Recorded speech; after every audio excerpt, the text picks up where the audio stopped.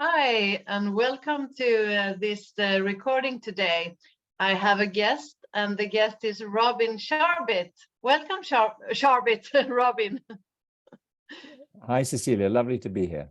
Yeah, hi. It's lovely to have you here. And you come from England. You're born in England. Yeah. And now you live in Boston. Correct. Yeah. And you working in the field of business. And but we here in this channel we talk about the human mind and how we function. And the topic today is clarity in a world of business. Mm-hmm. Yeah, and that's something that for me I don't see myself like a businesswoman. And how is a businesswoman? It's something you it's like you call yourself something and you but we are human, and maybe you can talk a little about that. Yeah. It's interesting. The world of business, surprisingly, has a lot of people in it, and they're all humans. And their minds work exactly the same way as everybody else's mind. Except in the world of business, for many companies, they don't put much attention on that. So what's been very interesting is that we've had to find a way to get people to be interested.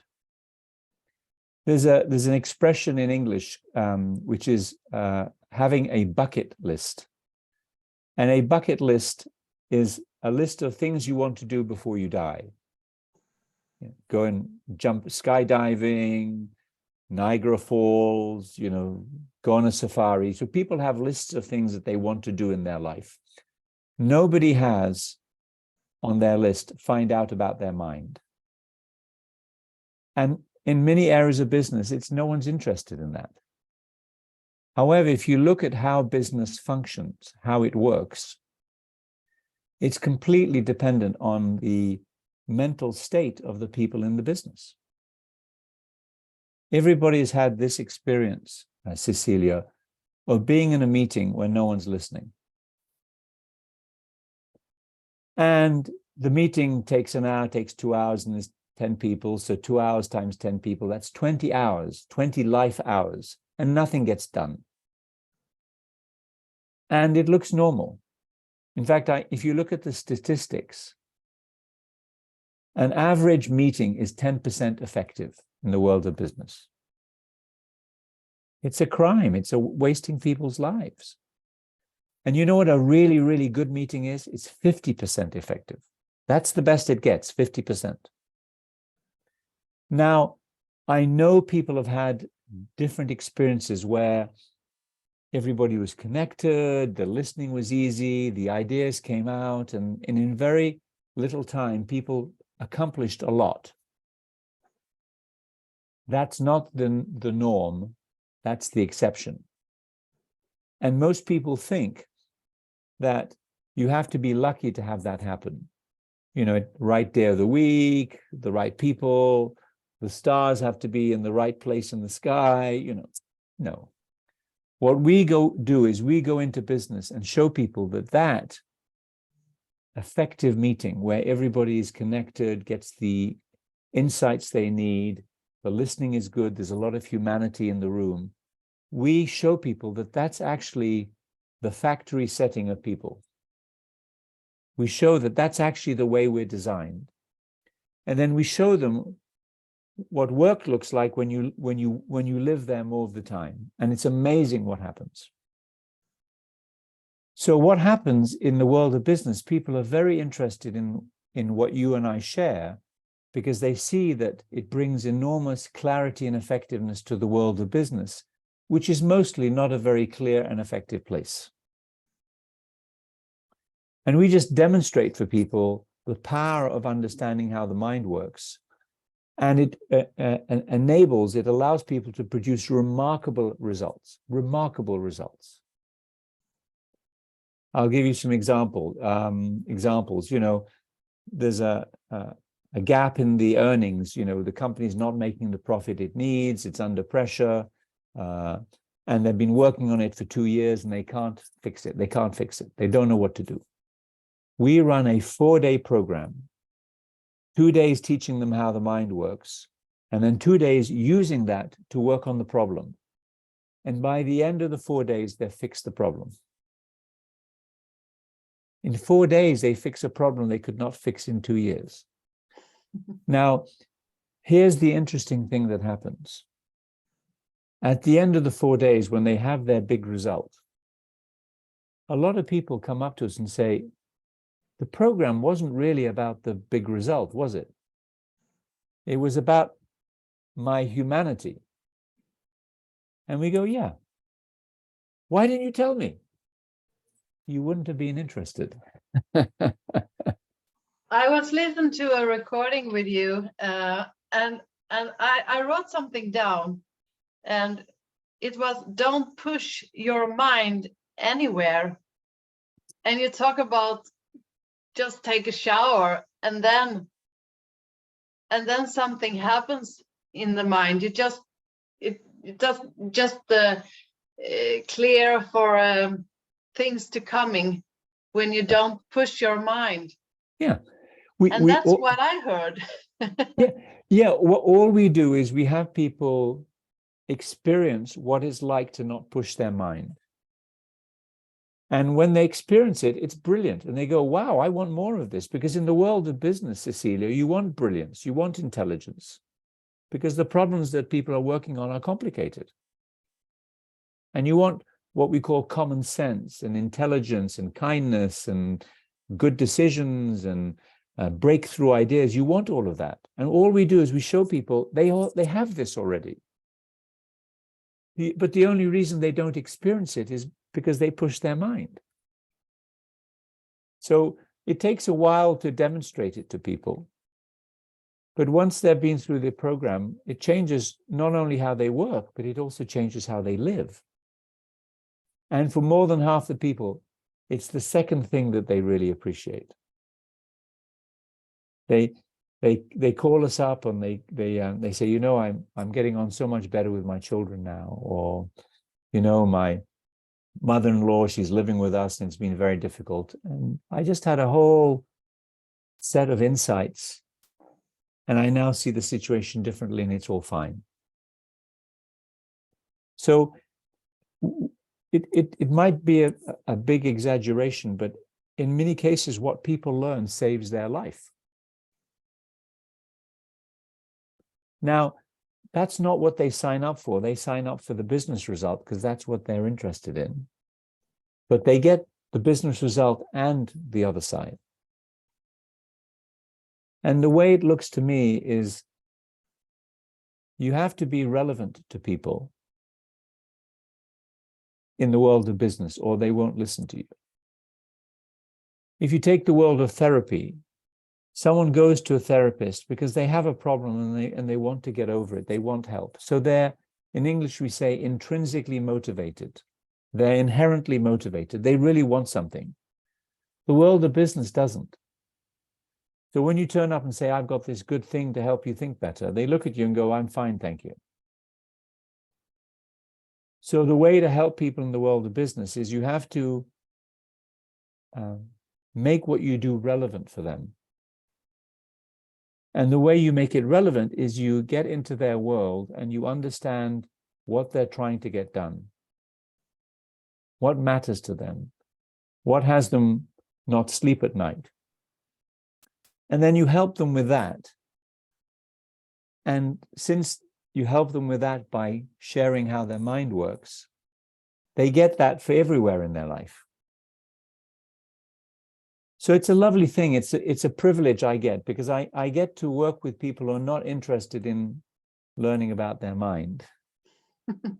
It's a bit like you go into a room and there's all these light bulbs and they're not coming on very well. And you just give them a little twist. and they light up. And the light bulb was fine. It just wasn't very well connected to the electricity. So it's a real privilege and honor and so much fun to work with all these people who have no interest. And then by the end, they have a lot of interest. And I love when we look at the more simplicity and not when we complicate everything. Yeah. Well, the human mind, given our educational system, has been taught to make things complex. But most of the solutions people come up with in the world of business are very, very simple. Just no one could see them. We worked with a group, this company, very, very famous company in the world, and they produce a consumer good, something that mostly men use, and they, every 2 or 3 years, they build a new factory to produce more of these things. And they have a team of 17 people whose only job is to figure out how to build the factory quicker. Because the quicker you build the factory, the quicker you can sell the product, the quicker you can make money. And this is a product where every 2 or 3 years, they come up with the next generation of product, the enhanced, the better product. And so these people, these 17 people, that's all they do. How do we do it quicker?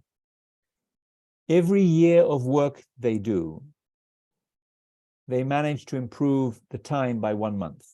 So it used to take 26 months to make a factory. Then it took 25 months. Then it took 24 months. Now, when we met them, it was taking 21 months to make a factory. And they were going to work another year, and maybe they could get to 20. We worked with them for 3 days. They then went and did some research for 3 weeks. And they figured out how to go from 21 weeks down to 11 weeks. So they got 10 years worth of progress done in 3 weeks. It was worth $100 million of profit to the company. Now, the way they did this is we taught them about their mind, and they all relaxed. And then they started to talk about the problem. Now, if you were walking outside the building and you looked through the window, you would see people relaxed in their chair with a coffee, laughing. It looked like a bunch of friends having a chat. And it was a chat. Why does it take 21 months? Well, it's very complicated. Yeah, but the piece we make has only got 10 components. Yeah, but we make 300 million of them every year and with 0 defect. Yeah, but Toyota makes a new car in a year, and a car's got more than 6 components. Oh, why does Toyota do it so quickly? And then they talked and talked, and then they had insights. And the big insight they had was that the thing that took the longest in the 21 months was building the factory. Not the design, not the starting up, but the building of the factory. And the main thing that took time was the equipment they would have to buy from an external supplier. And that equipment took 18 months to build before they could get delivery. So someone said, well, why does it take 18 months? It's pretty much the same equipment we had the previous time. Couldn't they do it quicker? Well, if they did it quicker, it would cost more money. Or why don't we pay them more? Oh, no, we can't pay them more. Why not? Well, we have this policy in the company that every time we buy the equipment, we pay less than last time. Our purchasing people, our buyers, they're very aggressive, and every time they buy the same thing, they buy it for less. So we're buying that piece of equipment for less than we did it the last time. And they said, okay, but if we could get it quicker, wouldn't it be worth money? And couldn't we give some of that money to the supplier to maybe do it quicker? Now, because they were all relaxed, Cecilia, they all sat there wondering about that idea. It's interesting. If they'd been busy in their head, they would have argued. So someone said, well, what would happen if we could get it 6 months earlier? Instead of 18 months, we got it in 12 months. They did a calculation. It would save them $40 million. And they said, well, how much do we have to pay the supplier? Maybe we pay them double what we pay. And they say, oh, we can't pay them double. The equipment costs 10 million. If we pay them double, it would be 20 million. Okay. You pay an extra 10, but you get an extra 40. That sounds like a pretty good deal. So they got curious and they went away and did some calculations. And in the end, they ended up paying $5 million more for the equipment. Instead of paying 10, they paid 15. And they got it 6 months earlier and they made $40 million. But they had to pay the 5, so that gave them $35 million of profit. Simple. But when they were all caught up in the details, they could not see that. So what we do is by helping people see how the mind works, they get clear. They can think for themselves. They can hold ideas that they don't like or don't agree with in a respectful way and consider them. If you go into the world of business, Cecilia, most people are not listening. If you look at a business conversation, the person who's not talking is waiting to talk. They're not listening, they're just waiting to reply. So no listening's happening. Now, what happens when people get quiet on the inside is they listen. It's not something they do, it just happens. And they listen and they realize, oh, they don't agree with what they're hearing, except they get curious. And so they ask questions because maybe there's something they can learn. And if they learn the thing that they don't know, maybe they can agree. Or if they're listening, they'll hear something the other person who's talking does not know, and they can then tell them the thing they don't know, and then they can change. Or maybe both of them get a new idea. So when people are settled psychologically, are grounded, are at peace on the inside, all of these lovely capacities become available to them. Clarity of thought, being able to think for yourself, having insights, having perspective. You know what perspective is? You know how you see the situation? Well, when your mind is busy, you don't have perspective. When your mind is quiet, you have a lot of perspective. And then the last thing that happens when people get quiet, their humanity shows up. So they treat each other with respect. So, Cecilia says, blah, blah, blah, blah, blah. And I go, well, thank you, Cecilia. That's very interesting. But, I see it very differently. Is it okay that I tell you how I see it? And Cecilia, because she's sitting there quiet and respectful, oh, yes, please tell me. And then we have a really gentle conversation. And then somebody in the middle of that conversation has an insight. Oh, my God, we could do this. Oh, you're right. That's a great idea. Done. Now, what happens is, as people are doing this, not only do they get a good business result, but they realize this is a good way to be everywhere in my life. With my wife or my husband or my children or my grandparents or the guy in the shop or when I'm in traffic. I mean, why not live that way? What's the downside of living that way? There isn't. So what we do by working with business, and this is why we work with business, is we turn people on to an understanding of life that otherwise they would not have. And then they talk to their colleagues about it and they talk to their families about it. So every time we work with one person, 5 to 10 people get touched. And so when you work with, 20,000 people in a year, 200,000 people get touched. And when you do this for 20 years, so we're working in the world of business to change the planet. Because if you look, business is a force in the world. It can either be a force for good, or it can be a force for bad.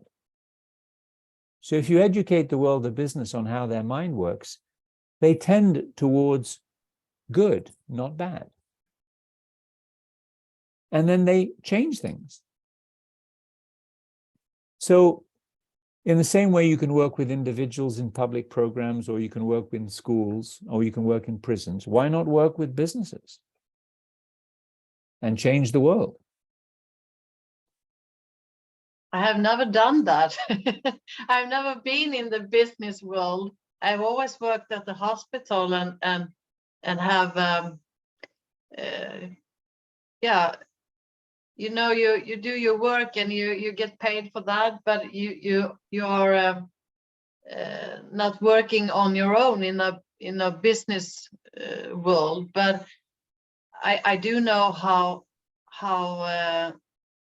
to talk with human and be together with human and listen to human, and it's a new world for me to meet business people in business. Well, yes and no. Yes and no, yeah. In hospitals, there are decisions, there are processes, there are meetings to resolve problems, there are problems with budgets, there are problems with equipment, there, you know, are we giving the right care for the patient? What should we do? I mean, it's exactly the same. Mm. So people think the world of business is separate, but it's not. It's human beings having interactions to try and achieve a purpose. Well, that's the same going on everywhere. Mm. Maybe it's because it's a new area for me. I've been in this healthcare all the time, and now I meet people from all kinds of different works, and I can see that we are all the same. It's no difference. We are human, and it's just different titles. Well, imagine, Cecilia, if you took what you knew into the hospital world, what would that change? A lot. Right. If you took this into a library, you know, or if you are part of a group of people who get together and do volunteering, or, you know, it's exactly the same. It's no different. Business is full of people. They put their trousers on the same way. They have concerns and worries and joys and sorrows, and they're no different. You know, there's a lot of people in the business world who are suffering psychologically, but they just accept that that's what you have to do. You know, I work with a leader, for example, who has a lot of stress, and I say, why do you have stress? And they say, well, I have 1,000 people working for me. Mm. Now, you know that it's not the 1,000 people that's causing the stress. And then you ask them about their private life, and they're stressed in their private life.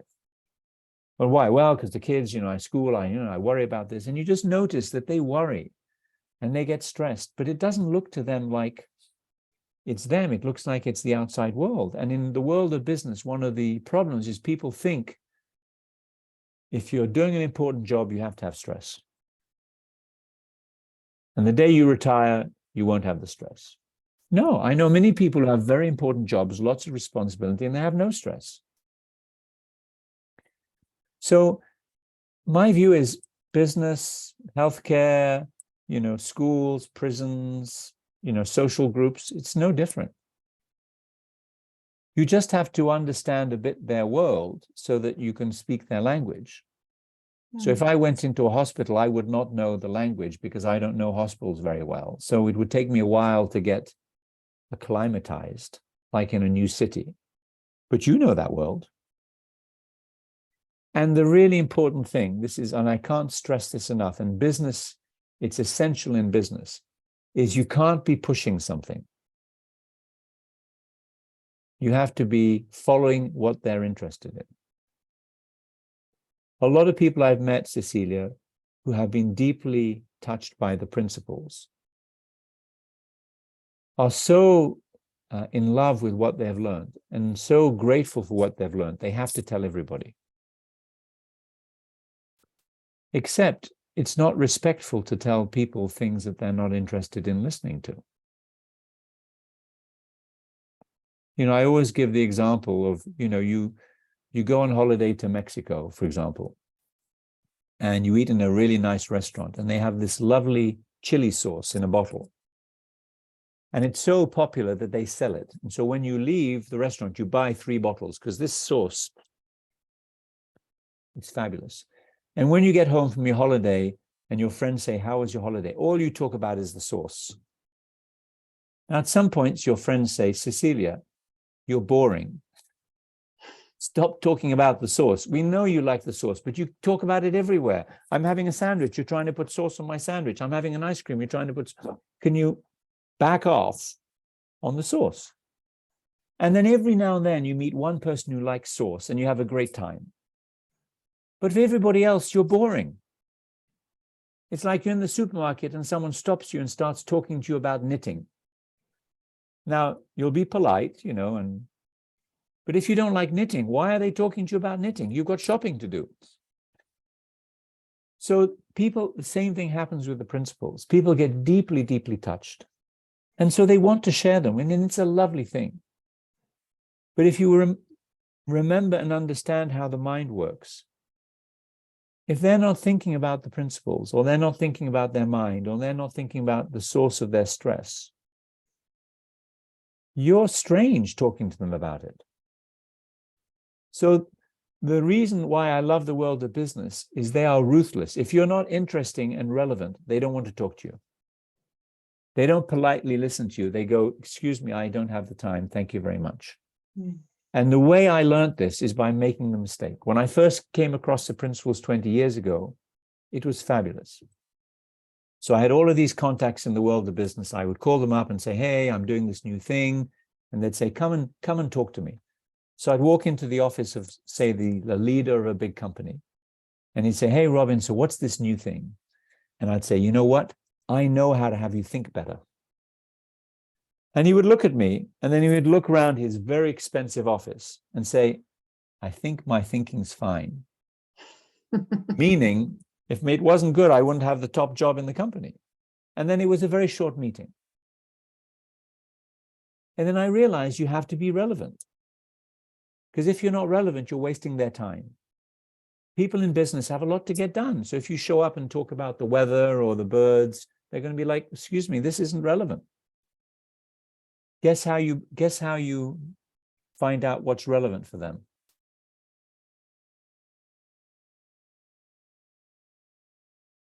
It's very simple.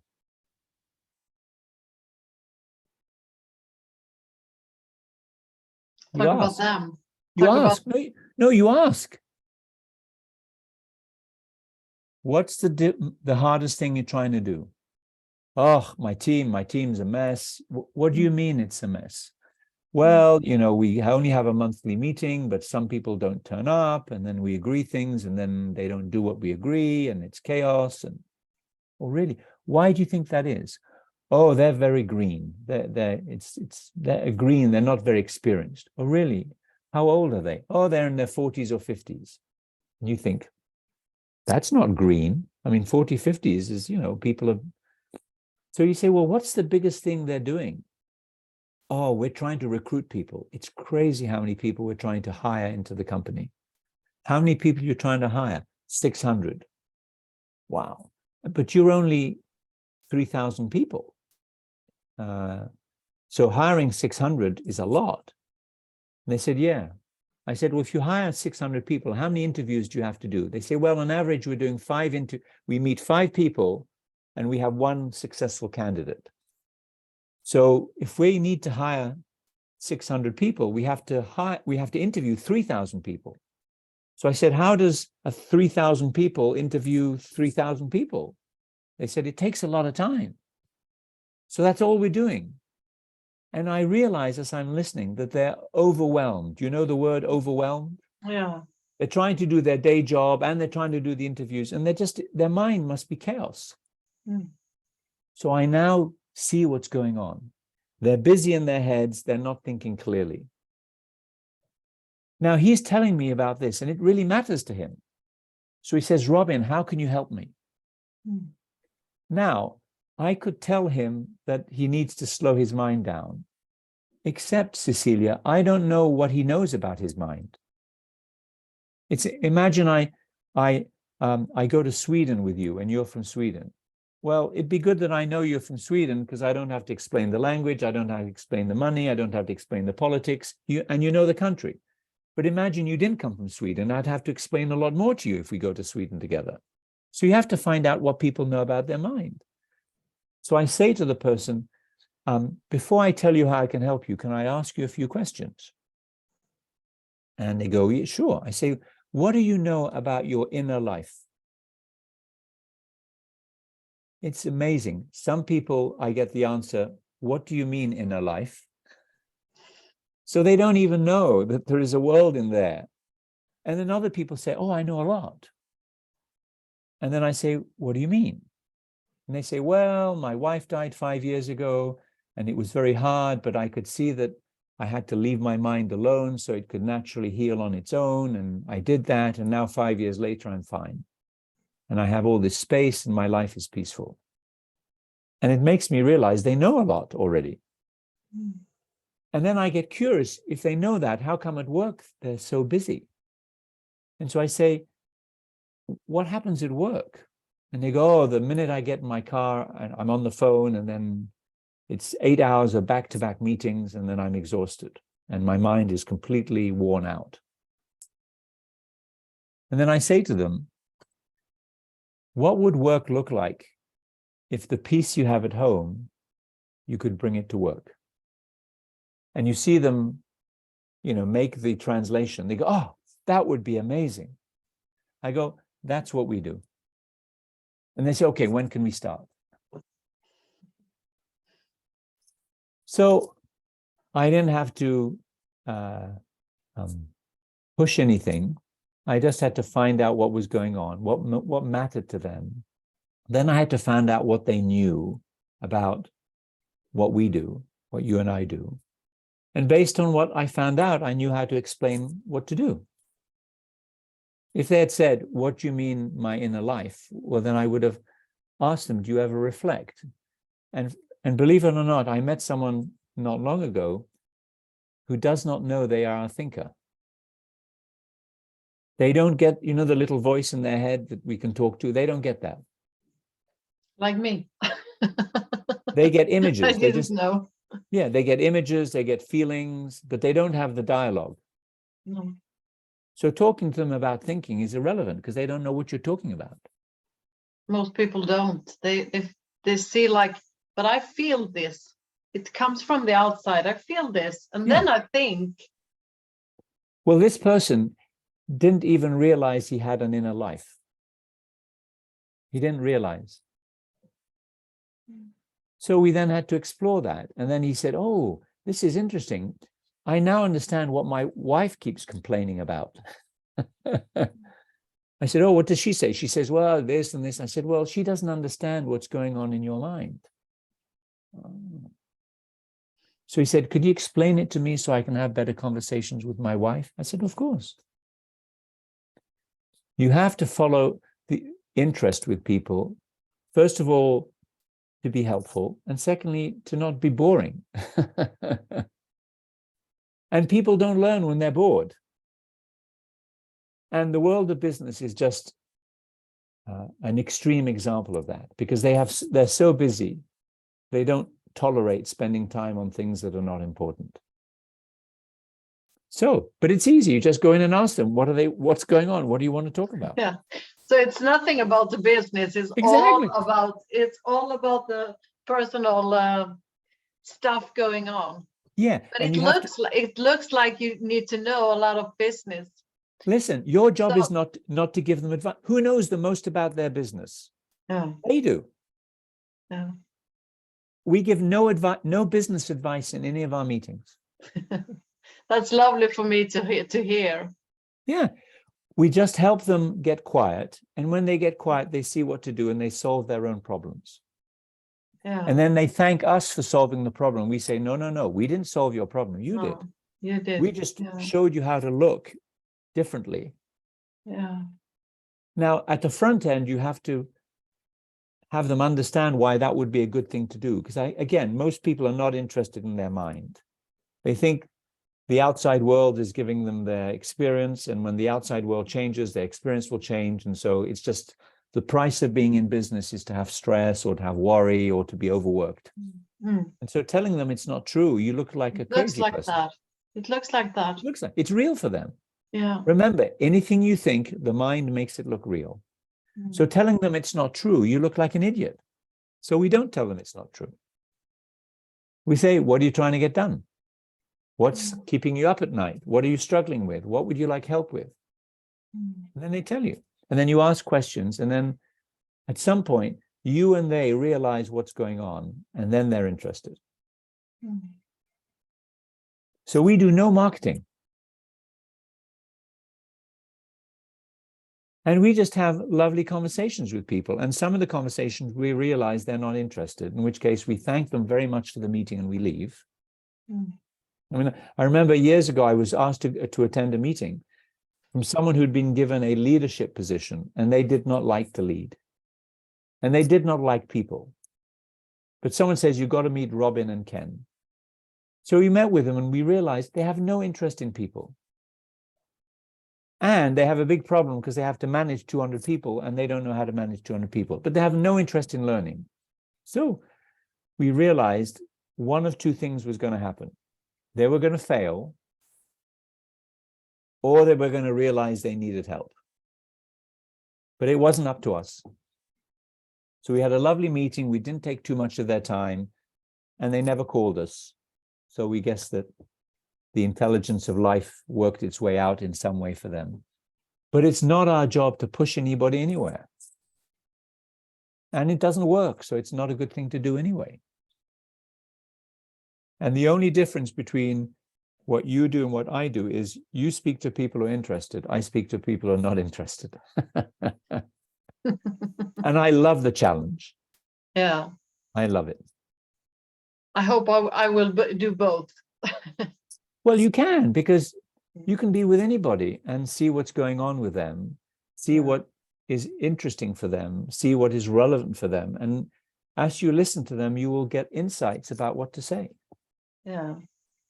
And that's really what I love with talking with all kinds of human and people working with all kinds of stuff, because you it's so wide when you open up for that.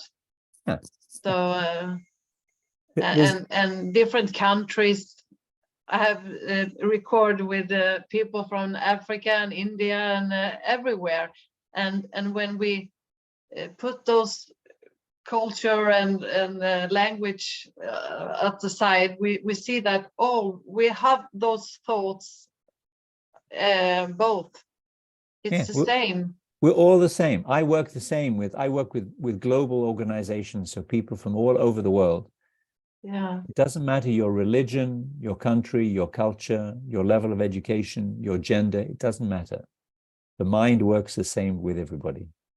Yeah. And that's why the biggest thing that I loved when I came across this understanding that it doesn't matter who you are, you think you are, because you got this already. Yeah. You don't need to worry. You can trust that. Yeah. We work from the CEO all the way down to the people on the shop floor. They all work the same. Yeah. And they all find it valuable. You just have to talk to them a bit differently depending on what their background is. And the way to do that is to find out what their background is. Yeah.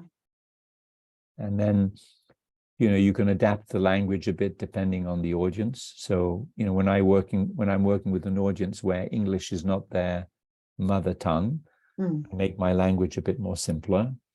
I very often ask people, well, how do you say this in your language? Because, sometimes words don't translate. And when you're sharing this understanding, Cecilia, the words are not the point. So you don't I want people to didn't get, understand. I didn't understand so little in the beginning. For 3 years ago, when I started to listen, Yeah. I didn't hear, I didn't understand, but I felt something. Yeah. So I just listen. yeah. We tell people when we work with them, don't listen too carefully to our words. No. And if it doesn't make sense, stick your hand up and ask me. Because if it doesn't make sense to you, probably 5 other people are in the same situation. And so let us know what would be useful. So our classes we run are responsive. We don't stand up and talk for 8 hours. We talk for a bit and then we say, well, what did you hear? What questions do you have? So it's a dialogue all the time because we don't know what people are hearing. But We don't know you what also travel. You also travel together with it's you, Kenn and Sandra. Yeah, Kvot. there's more of us in the company. There's about 10 of us in the company. Yeah, and it's invisible. No, it's the book.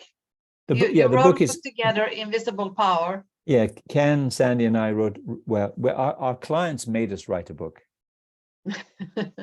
because we would give them Sid Banks's books, and they would look at them and go, "What do I do with this?" Because particularly the missing link, it's quite spiritual, So people said, "Please, can you give us something?" So we wrote a page, a summary page. They said, "Do you have anything more than that?" We wrote 5 pages. Then eventually we wrote a book. And so that book is what we now give to all of our clients. And for the Swedish people here, I will tell it's translate with the Martin Järnland, and it's called Den osynliga kraften. So you can buy it in Sweden also. And then the company's called Insight Principles because we share principles, and when people learn them, they have more insights. And in the world of business insights, people love insights. Yes, we do. We have it all life. Yeah. And you can have more of them if you pay attention to how the system works. And I haven't met anybody who's yet said, no, I have too many insights. I need to slow down.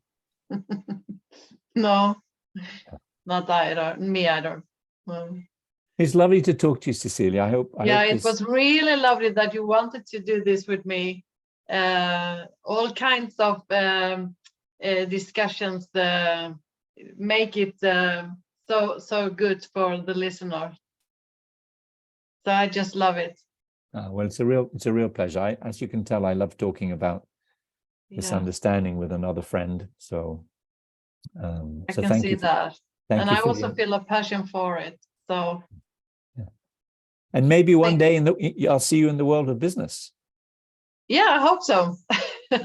I really hope so. Yeah. So thank you very much, Robin. My pleasure, Cecilia. Thank you for inviting me. Yeah, thank you. Bye-bye. Bye.